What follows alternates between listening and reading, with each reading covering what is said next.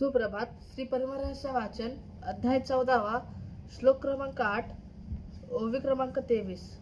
श्री गणेशाय नमः. श्री गुरुभ्यो नमः. श्री सरस्वते नमः. चित्तादिसवर्तहस्तानां क्रमोत्पत्तिः स्वभावतः श्रोतुमिच्छामि स्पष्टं तत् ब्रूहि मे परमेश्वर. पार्वती म्हणे शंकरासी, षडहस्ताची उत्पत्ती कैसी, कोणापासून कोणा हस्तासी निरोपा स्वामी. वस्तुने भवहस्तश्र तस्मात् ज्ञानं तत्तो मनः. मनस्स हि कृतजिर्ता हंकृतेः बुद्धिरेव च. बुद्धेशितं तं समुत्पन्नं क्रमशो लघुभावतः.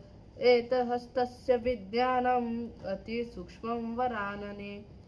शंकर म्हणे पार्वतीला, वस्तूपासून भावहस्त झाला, भावापासून उत्पन्नाला ज्ञानहस्त, तो ज्ञानहस्तापासून सुमनहस्त झाला, सुमनहस्ती निरहाकर हस्त झाला, निरहंकारी सुबुद्धी उत्पन्नला परंपरेने सुबुद्धी हस्तापासव सुचित हस्त संभव. एवं क्रमने अभिनव हस्त झाले लघुभावे. एवं षडहस्ताची उत्पत्ती निरोपिली असे तुझ पार्वती. भावे धर्वा सुचित्ती निर्णयो हाची. चित्तादि सर्व हस्तैस्तु षडलिंगानां क्रमेण वै. कथं वा क्रियेते पूजा तद्ब्रूहि परमेश्वर. गिरजेने शंभुसी पुसिले, चित्त हस्ते कोण लिंग अवधारिले. येणे परी षडलिंग पूजिले, कोण लिंग कोण्या हस्ते. चित्तस्या चारलिंगम स्यात् गुरुलिंगम सुबुद्धिनः.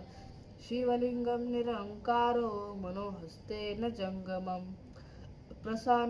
प्रसादं ज्ञानहस्तेन महालिंगस्य भावकम्. इति गुह्यतज्ज्ञानं सूक्ष्मं शृणु पार्वती.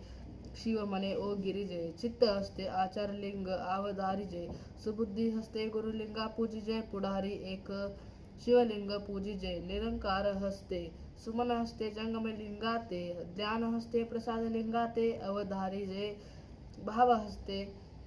भाव हस्ते महालिंगासी, तेने अवधारिजे तयासी. एवं षडहस्ते षडलिंगासी अवधारण निरोपिले.